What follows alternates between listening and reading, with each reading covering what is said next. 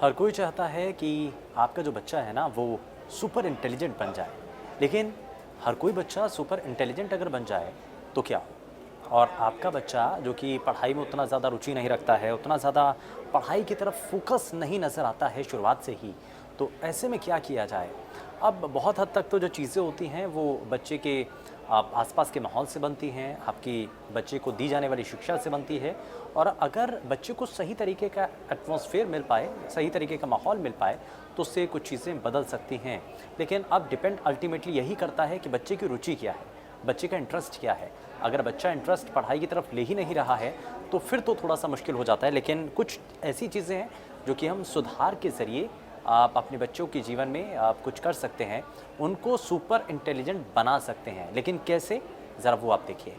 दरअसल वास्तुशास्त्र के मुताबिक ये कहा जाता है कि बच्चों को इंटेलिजेंट बनाया जा सकता है, लेकिन बशर्ते उसके लिए आपको कुछ खास चीज़ों की हिदायतें आपको करनी होंगी, कुछ खास नियमों का आपको पालन करना होगा।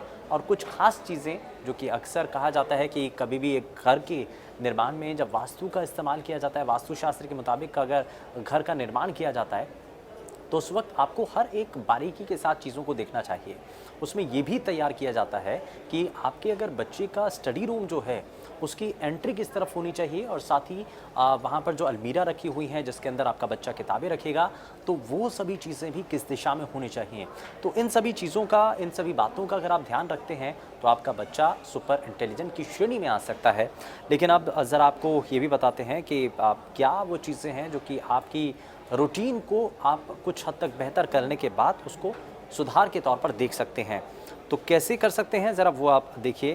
दरअसल बच्चों के लिए बड़ा ज़रूरी है कि उनका जो स्टडी रूम है, उसकी दिशा कैसी होनी चाहिए। अभी कहा जाता है कि जो मेहनत बहुत हद तक करवाई जाती है, इसके साथ-साथ इस बात का भी माता-पिता को ध्यान रखना चाहिए कि बच्चों का जो अध्ययन कक्ष है वो सही दिशा में होना चाहिए। दूसरा, स्टडी टेबल उत्तर दिशा में होनी चाहिए और इससे पढ़ाई में ध्यान बना रहता है। यानी कि जो बच्चे की स्टडी टेबल है वो उत्तर दिशा की तरफ होनी चाहिए, जिससे बच्चा जो है पढ़ाई करते वक्त एकाग्र बना रहे और ध्यान उसका पढ़ाई की तरफ बना रहे। वहीं एक और ख़ास चीज़ जो होती है वो माता-पिता पुस्तकों के लिए जो अलमारी बनाते हैं, उसमें भी ध्यान रखना चाहिए। हमेशा पूर्व या उत्तर दिशा में वो अलमीरा होनी चाहिए।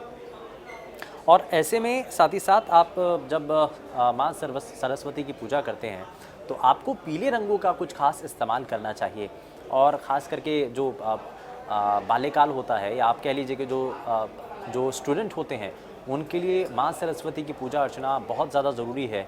और वो अगर माँ सरस्वती की पूजा अर्चना करते हैं, तो उनके लिए कुछ खास हिदायतें हैं, जैसा कि पीले रंग की मिठाई या खीर का आप भोग लगाकर आप शुरुआत कर सकते हैं। और साथ में माता को बसंत के दिन पीले वस्त्र भी आप भेंट कर सकते हैं। तो पीला रंग जो है वो माँ सरस्वती को बहुत अच्छा लगता है, प्रसन्न करता है। तो इसमें आप कुछ चीज़ें जोड़ सकते हैं जिससे कि आपका बच्चा सुपर इंटेलिजेंट बन सकता है। कैसी लगी वीडियो ज़रूर बताइएगा हमें, साथ ही इस वीडियो को लाइक करें, शेयर करें।